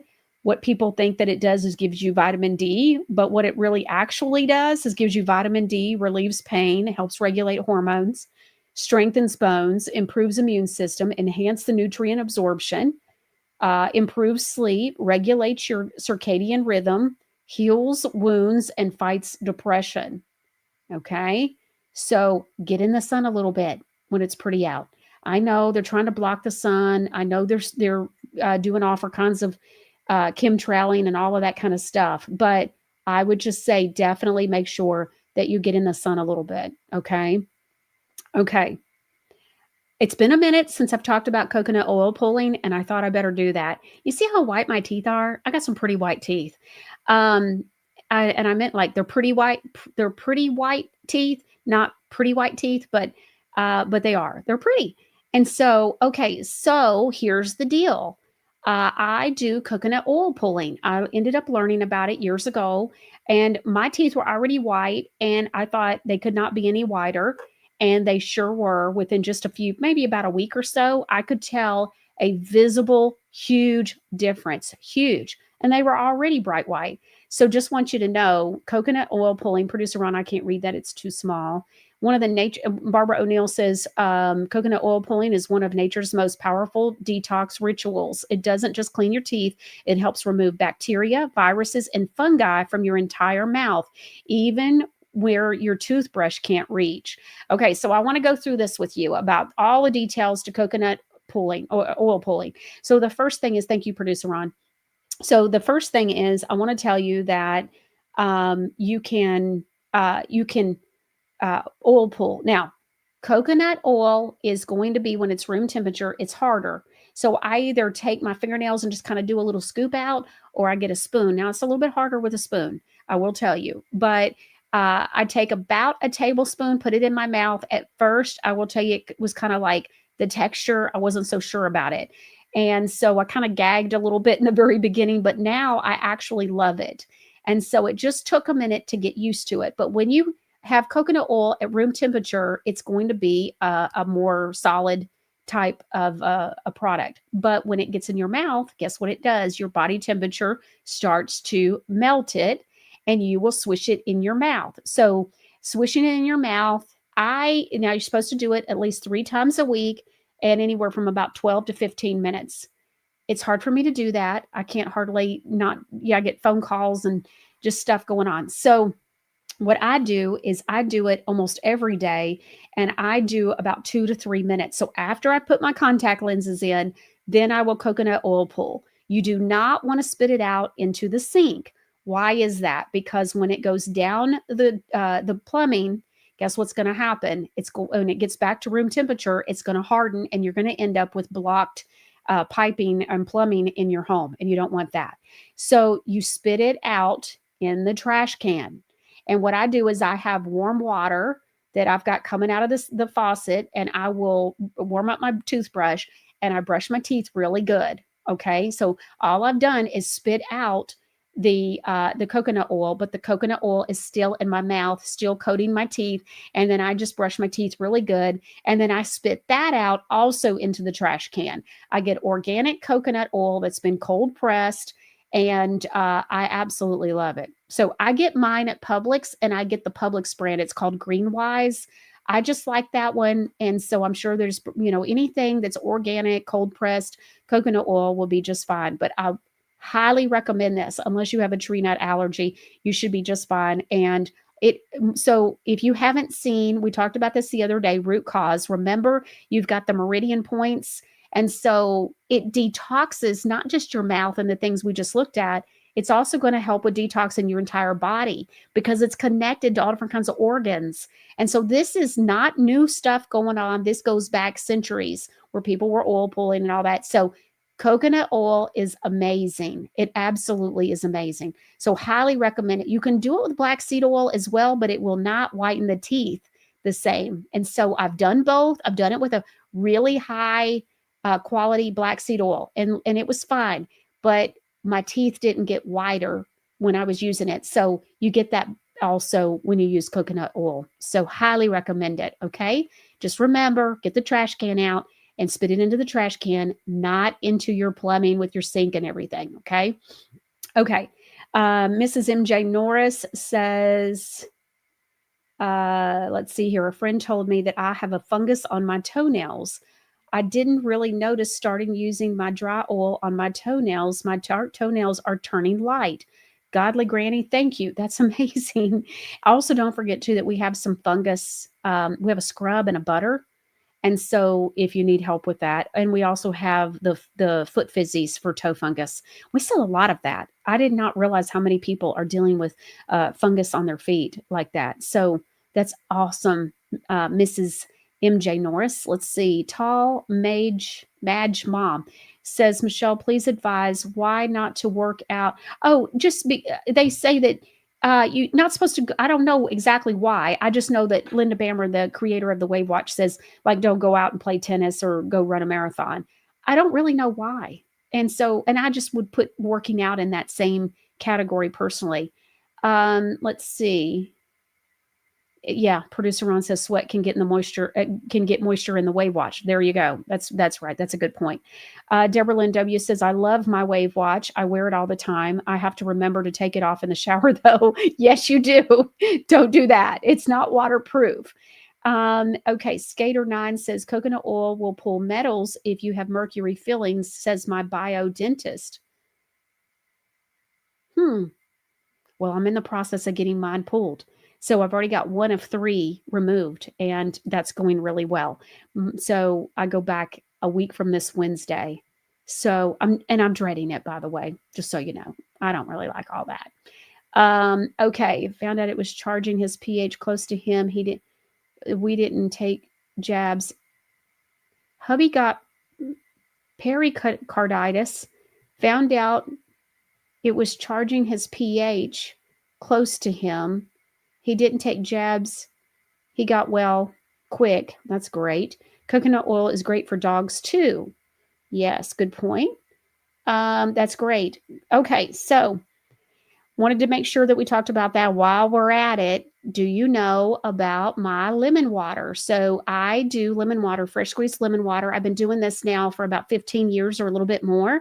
And I do want to say that I do believe that it also helped decalcify my pineal gland. And I've talked about this before. It was the Holy Spirit that revealed it to me. I didn't even think about the timing of me starting to hear God and having visions and all that. But I still to this day do every night at least 1 glass of fresh squeezed lemon water. So let me tell you about this. I was getting kidney stones. If you don't know my kidney stone story, I was absolutely healed. I was getting kidney stones every 8 or 9 months. And let me tell you, you get 1 kidney stone, you'll never want that again. Well, I was getting it less than every year. Like it was more frequent than just once a year. It's about every 8 or 9 months. And so I wasn't really understanding after the second or third time I got them, why the doctors weren't caring about what actually was causing them. And so one day I get my mail and I start looking. I just recently had a kidney stone, and in the mail there was an invoice that showed, like, from the medical stuff of the, needing the surgery and all that. I've had numerous surgeries to remove them, and where they blast them out and everything, or they go in with a little basket. One time it was the first one I got was probably the worst one, and it got lodged and they had to go up with a little basket and get it. So I get to looking at the bill, and I end up realizing how much money my healthcare system or my healthcare company was paying the doctor in the hospital. And that's when I was like, ding. Oh, this is why they don't really care to find out or figure out why I keep getting kidney stones. They're making a killing. And so that's what was going on. It continued on. So I started getting them at about 23. And so I got them until about 35. I'm 52 now. So it's been 17 years. And so I started drinking fresh squeezed lemon water. Okay. And I had seen it on the front cover of Women's Day magazine while I was standing at the line at the checkout in the grocery store at Publix one day. And I look at it and my eyes, I'm like, do my eyes deceive me? I just had a kidney stone like 3 weeks earlier. So I use organic lemons, and I use reverse osmosis water. Okay. Or distilled, one or the other. You can use either one. And so distilled is what iridologist Nathan recommends. Now, he's been here on the show a few times, and so you know who I'm talking about. So Nathan, I listen to very, very much. And so I had met him back in the day, and I was like, which water is the best water? I thought he was going to say reverse osmosis, but he said distilled. And I said, really? I said, you guys sell reverse osmosis water. I really thought you were going to say reverse osmosis. Why distilled? And he said, because distilled water is in its purest form. I'll never forget him saying that. He goes, it's in its purest form. And so it gets recaptured as it's being distilled and stuff. And so he said, that's what I really recommend. I'm like, well, where do you get distilled water? So he tells me that I can go to Publix and get it there. And so I do. And so, okay. So I've been using distilled water, or like I said, reverse osmosis, just depends on what I've got on hand. And so, okay. I use that and I just squeeze lemon. Now people are going to say, how much lemon juice or how much should I put in? And my answer to you is however much you like. If you like a little bit, now I put more in than most people because over time I just put more and more in. And so, but I mean, I'm not putting a whole lemon in, but probably a good half of a lemon. But I do it where I always drink it in glass. I like it very cold. So I have a filter on my fridge. We have a whole home water filtration system. So that water for the ice is actually getting filtered twice.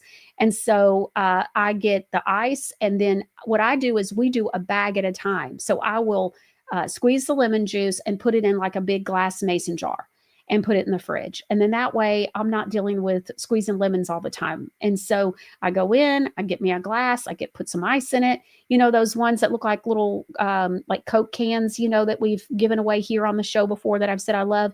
That's what I use every night. And so I use one of those and I get about a half a glass of ice and I pour in water about 3/4 of the way or just a little bit more. And then I pour in some lemon juice on top and let it just kind of go on down and settle. And so, and then I drink that every night. Sometimes I drink a second glass, but at least one glass, not a huge glass, just one glass a night. And so really what would be even better is if I added a little bit of salt to it, I bet. And so just from health wise, that would be good, especially in the morning if you did that with warm lemon water. I don't like warm lemon water. And so I'm just weird about warm stuff, especially in the morning. I'm just kind of weird about stuff. So I can't drink water in the morning. Something about that makes me feel a little queasy. So I just wait and drink it late at night. And then like this morning, I've been drinking a little tea that is what is it? It's for hormones or something. I forget. And so it's not the hormones. It's a cortisol. It's a cortisol tea. And so there's a morning and a nighttime, and I've been drinking in the mornings. And it's okay. It's growing on me. And so Flashmore and I cuddled up this morning on the couch and I was drinking that. But at night, you want to do your fresh squeezed lemon water. And here's what I have found out. So it cures your kidney stones. It's been every bit of 15 years and I haven't had a kidney stone. I'd call that a miracle. Maybe getting more closer to like 16 or 17 years. So haven't had a single kidney stone since I started this routine. Not one. It worked. Not one. Do you know what a miracle that is? Okay. Then I think it decalcified my pineal gland. Now, back then, I'd never even heard of a pineal gland. But now, I really believe it decalcified my pineal gland, which is absolutely amazing. I highly, highly recommend you drink at least one glass of fresh squeezed lemon water. Highly recommend it a day and see what it does for you. BB Me says, Michelle, what do they replace the mercury fillings with? I would like to do that. So I did. Oh, and by the way, I want to tell you, I don't know what they were replacing it with. It's not mercury. It is, she told me, but I don't remember. But I do want to say that you can go to Dr. Michelle's website and do the drop down and on the homepage at the top left-hand corner, and you'll be able to click on Find a Dentist. And that's actually how I found my dentist. And so if you're in the Middle Tennessee area, I'm going to Sweet Tooth. They have a couple of different locations. I wanted a cone beam scan, and the Brentwood location did not have the cone beam scan machine. So I had to go to the one that is like downtown Nashville. So absolutely love the experience. They've followed up with me. They've been amazing. And by the way, they're truthers. So like while I'm sitting there, I don't really think they know what I do or have any idea. So the other day they get to talking, and one girl says something about, her friend who has a child who just got a shot. And she was talking about, how this isn't good and I'm worried about having kids. And I said, oh, well, you know what? And she says something and I go, well, you know what that is, don't you? So I started explaining all this stuff. And then the doctor comes in and I'm explaining something else to it was just, they're all truthers. And then I was telling producer Ron today about me showing my husband yesterday. I said, you know how to know when you have found the right dentist? And he says, how? And I was laughing because I opened up the little case they gave me. It was like a little bag and it was cotton. It was cute, but they gave me this gift that I'd been such a great patient. And so I got a gift. And when I opened it up, it was dental floss and toothpaste and what's the other one? Mouthwash. Okay. So the toothpaste is fluoride-free toothpaste. I said, look here. I said, they know what time it is. I loved it. And so I said, I have found the right place. And so they're a health-based dentist. And I can tell you in so many different ways. And you can tell they know what's going on in the world. I loved it. I loved it. I loved it. Okay. WR Carr says, lemon water every morning with my breakfast. Justice 11 says, I tell everyone about lemon water and they all complain about how now about lemons too expensive. And I said, well, I guess yeah, right. How much for your ER doctor's visits? And how about the pain, the time, that they get, and then they get quiet, right? People will complain about the craziest things. I tell you what, it's really crazy. If y'all only knew, like we received an email this morning and it was from a customer who was telling us that we were not Christian. And so it's just crazy. We get people that it's just crazy. Y'all. And so, and it was over something that wasn't even our fault. It had to do with the system. And we think we have ended up stumbling across a bug or whatever with our system through Shopify. And so we're going to see, but we're still researching, but from everything that we can tell, that's what it is. Well, somebody's friend didn't get her gift card. And apparently we're not Christians. And so it's like, holy moly, people people will be so mean. It's unbelievable. And I think it's way worse for two reasons. I think since the shot happened, people are very different. Mark Taylor's been talking about this. We've all been talking about it. It's, have you noticed that? Like people are more angry and just aggressive with their driving and all of that. Okay. Which also I think is a sign too, like the aggressive with the driving, I think isn't just the anger, and really the anger is connected to this as well. I think it goes back to not having a relationship with Jesus. I think that when you are disconnected from your creator, you are going to have issues with depression, anger. You're going to have all that aggressiveness. And then, it snowballs. It shows up in your life in every way, or in someone's life in every way. And so I think that's what's going on. And then when you're not connected with him, you also, I think, lose the respect and the appreciation for the value of life, your life and other people's life. And so, yeah. But just so you know, Christians aren't expected to be perfect. We all fall short of the glory of God. And so, yeah, there was a mistake. And so now we're not Christians. It's crazy. And I think the internet is part of it too, where people are so quick to type out something nasty to you that they would never say to your face. And so, but they can be so nasty, call you, everything in the book and accuse you of not being a Christian and accuse you of being a crook. But then when you call them, they're just as nice and sweet as can be on the phone. Because that's what happens. It's crazy. Okay, so true. People are now different after the shot, Michelle. You are so right. I know, because I do. It's crazy. And so it's sad. I'm sad for people because I believe that there's a disconnect, and a lot of it has to do with, like I said, the creator. You're disconnected from the creator. And so, I think, gosh, that's where joy comes. And so a lot of people are miserable. Look at how hateful and miserable a lot of these people that are part of the LGBTQ plus, they just shout. And there is a spirit of, what is it called when you are, Eve and I were talking about this. It's where you're defiant, but it's called something else. It's like that though, where you're just like sticking it to the man all the time. You just, not wanting to be in line. You're trying to shock people, and it's all this other stuff. There is a spirit with that, and we were talking about it. You can see it so much, and with people, and the nastiness, and they just don't have that love and joy and the spirits of the fruit. I mean, the fruits of the spirit, and so they just don't have it, and it's sad. You can see it, and it makes me sad. So anyways, makes me sad for them. I do want to address something else too, real quick, since we have a couple minutes. I want to say, I saw where someone said earlier about, being worried about their children having children, that their grandchildren, here's the thing. I talked about this a little bit last week. Don't let your heart get weary. Okay. You got to keep your eyes on God, and you know that He's got a plan, and you just have to stay faithful and get in the Word. Make sure you have a relationship with Him. Keep things in perspective. Get into the sunshine. Keep speaking truth, even when it's hard to speak truth.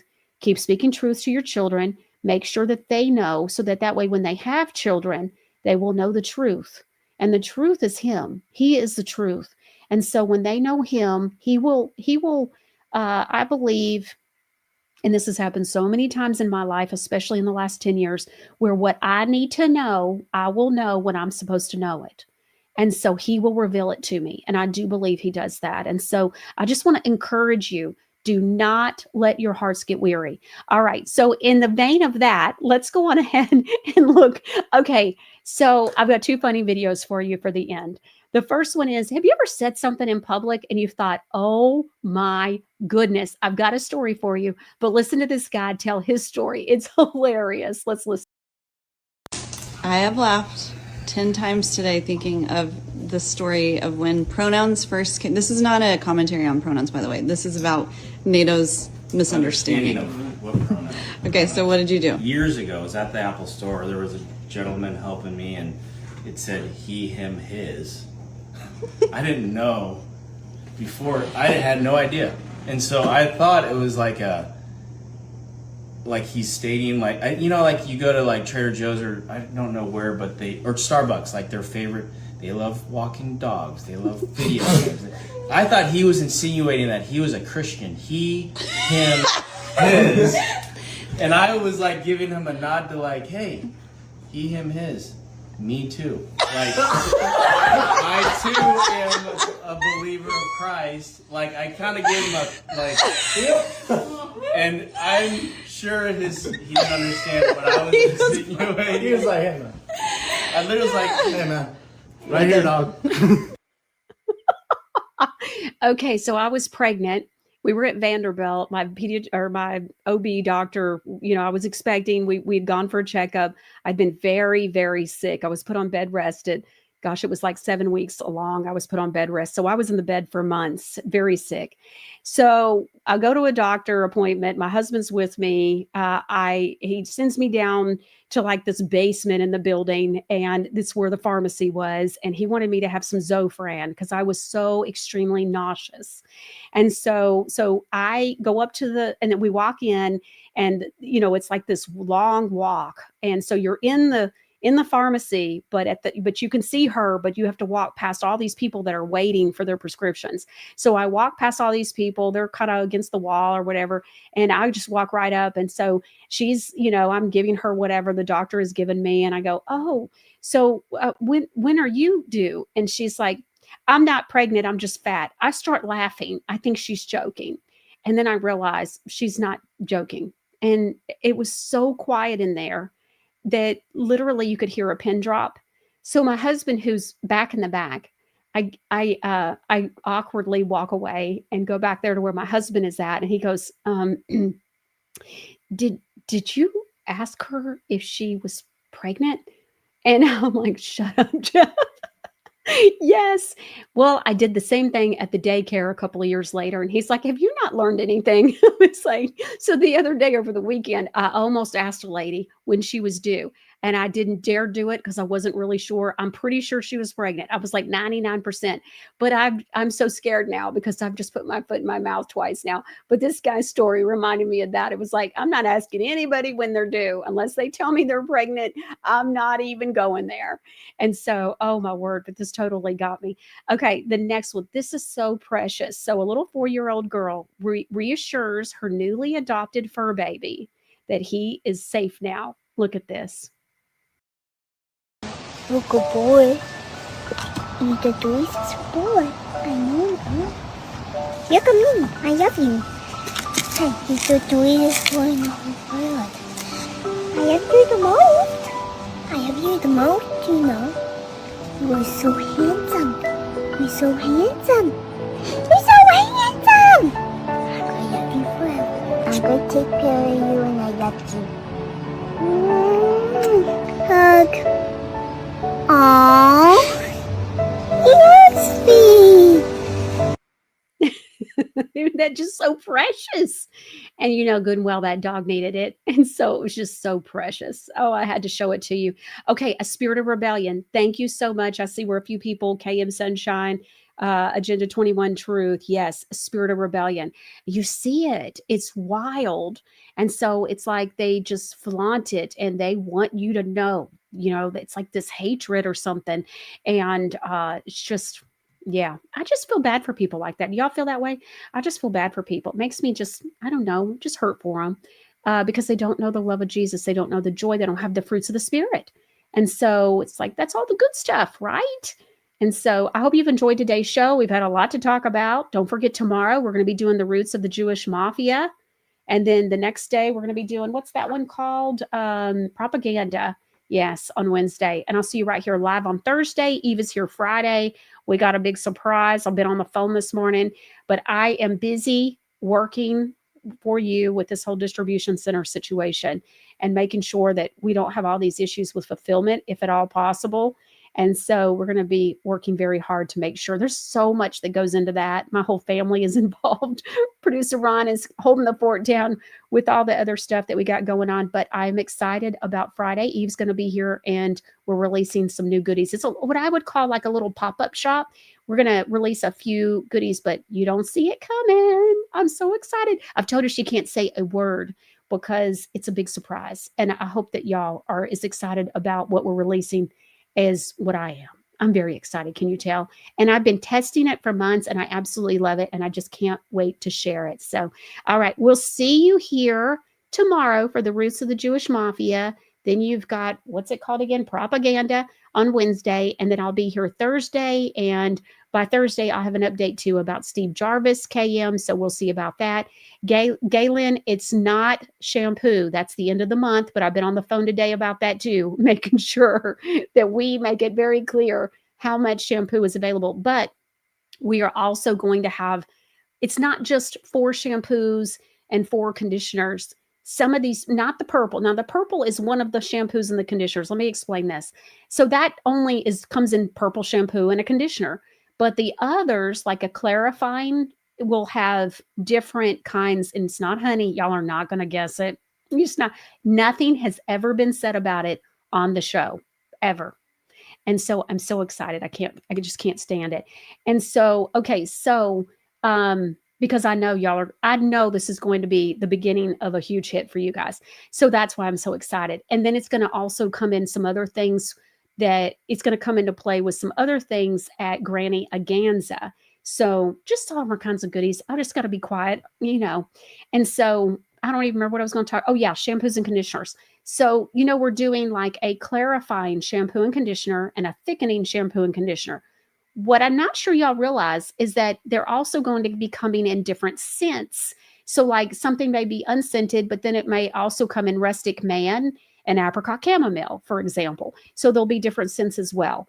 But here's the deal. We are going to make sure that we make it very clear, like it's going to be first come, first serve on the shampoo and conditioner.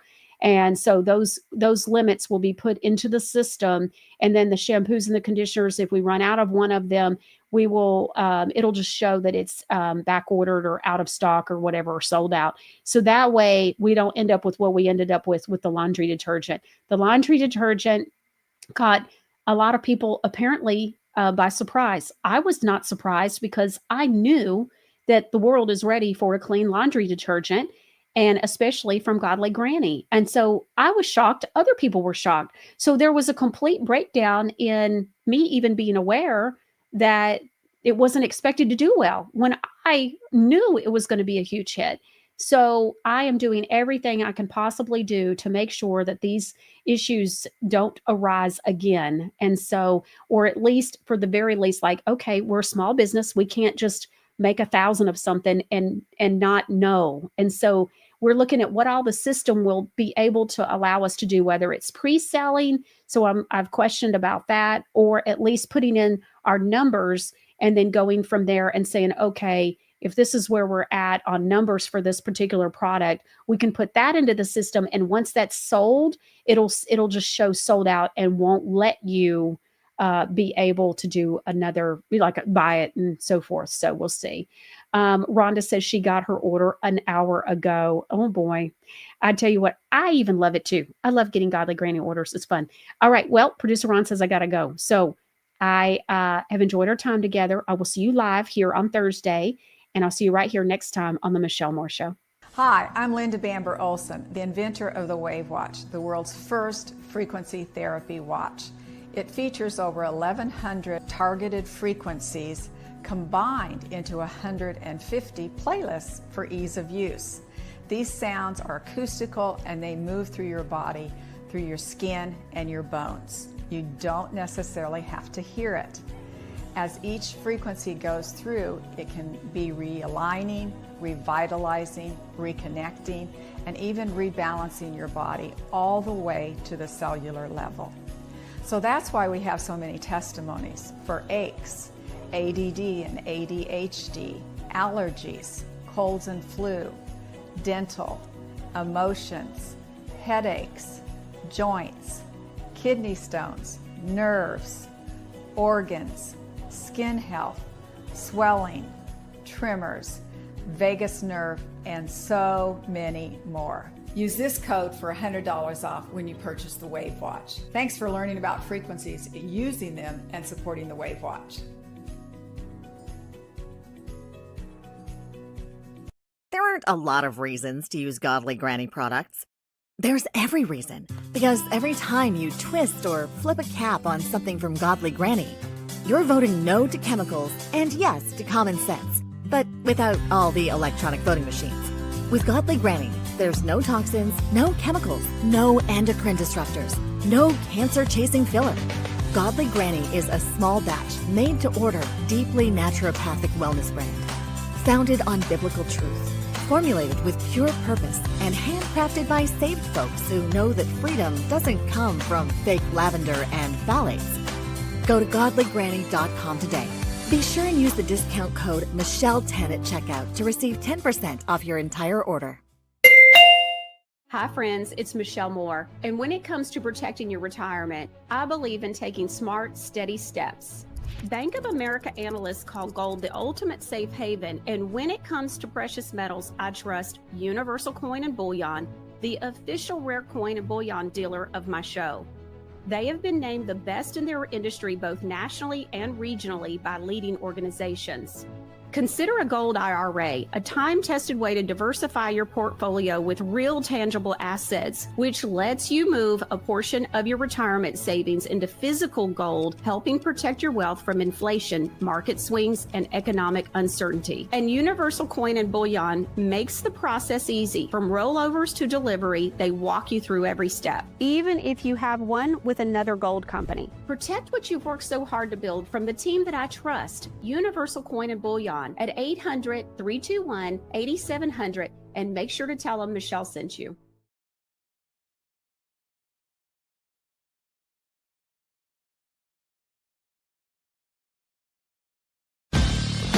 For Michelle's social media links, go to MichelleMooreShow.com.